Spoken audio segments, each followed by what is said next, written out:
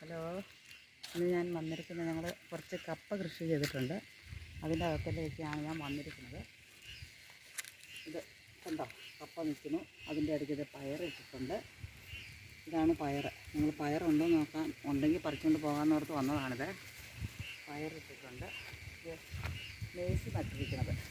ഇത് നെയ്സ് പൂത്ത് ചെറുതായിട്ട് വന്നതേ ഉള്ളൂ. ഇതിൻ്റെ പൂവൊന്നും പൊഴിഞ്ഞിട്ടില്ല.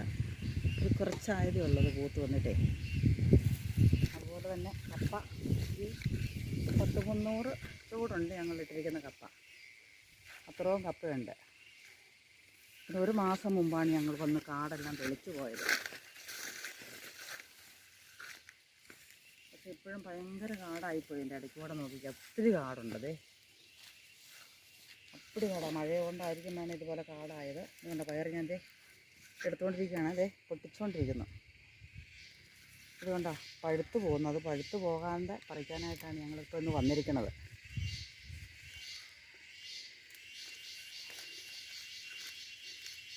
അതുകൊണ്ട് എന്ത് പള്ളയാന്ന് നോക്കിയാൽ കഴിഞ്ഞ മാസമാണ് ഞങ്ങൾ വന്ന് പറിച്ചിട്ട് പോയത്. അതുപോലെയൊക്കെ കൃഷിക്ക് കപ്പയിട്ട് അതിൻ്റെ ഇടയ്ക്ക് നമുക്ക് പയർ നടാം. അതുപോലെ തൊമര കഴിഞ്ഞ വർഷം കൃഷി ചെയ്ത് കപ്പയ്ക്കകത്ത് തൊമര ഇട്ടിട്ടുണ്ടായിരുന്നു. ആ ഒത്തിരി തൊമരയ്ക്കൊക്കെ ഞങ്ങൾക്ക് പറിക്കാൻ സാധിച്ചു, കിട്ടിയായിരുന്നു. പക്ഷേ ഈ പ്രാവശ്യം തൊമര ഇടാൻ സാധിച്ചില്ലത്. കപ്പയും പയറും മെയ്സുമാണ് ഈ പ്രാവശ്യത്തെ കൃഷി. അതുകൊണ്ടല്ലേ കപ്പ വലിയ മോശമില്ല കേട്ടോ. കഴിഞ്ഞ പ്രാവശ്യം കപ്പയിട്ട് നല്ല വിളമായിരുന്നു കപ്പയ്ക്ക്. വലിയ മോശം പയറൊക്കെ ആയി വരുന്നത് കണ്ടോ. പയർ പറിക്കാറാകുന്നതേ ഉള്ളൂ. ചെറുതാണത്, പിഞ്ച്. ഒരു 3-4 ദിവസം കൂടെ കഴിഞ്ഞാൽ നമുക്കിതൊക്കെ പറിച്ചെടുക്കാം. നല്ല പയറാണ്. കടയിൽ നിന്ന് മേടിച്ചിട്ട പയറാണ്. നല്ല രുചിയാണ്. കഴിഞ്ഞ ദിവസം കൊണ്ടത് പൊളിച്ച് തോരൻ വെച്ചായിരുന്നു. നല്ല ടേസ്റ്റുള്ള പയറാണ്.